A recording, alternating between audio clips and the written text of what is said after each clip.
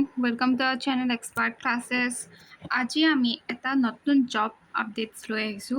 আমাৰ এপিএসসি দ্বাৰা জেই কাৰণে টোটাল 187 টা পোষ্ট ওলাইছে ইয়াত আপোনালোকে নোটিফিকেশনটো দেখিব পাইছে আমাৰ ফাৰ্স্ট জুনিয়ৰ ইঞ্জিনিয়াৰ সিভিলৰ কাৰণে ওলাইছে 160 টা পোষ্ট আৰু মেকানিকেলৰ কাৰণে 10 টা কেমিকেলৰ কাৰণে 10 টা আৰু ইলেক্ট্ৰিকেলৰ কাৰণে 7 টা টোটাল আপোনাৰ 187 টা পোষ্ট ওলাইছে এবাৰ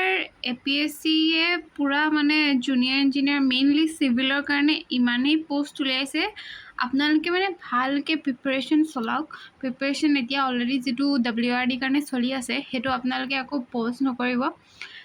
প্ৰিপাৰেচন মানে চলাই থাকক আৰু এতিয়া মানে ইমানখিনি পোষ্ট ওলাইছে আপোনালোকে জব লোৱাৰহে কথা সিভিলৰ এতিয়া পুৰা ভাল দিন চলি আছে সেইকাৰণে ভালকে প্ৰিপাৰেচন কৰক আৰু এফালে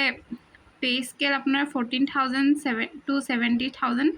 আৰু গেট পে 8700 আপোনাৰ আগৰ গিটা পোষ্টৰ দৰে সেম হয় পেমেন্টটো বাকি এখিনি সেম আৰু আপোনাৰ স্টাৰ্টিং আপোনাৰ অনলাইন এপ্লিকেশন স্টাৰ্ট হ'ব 14th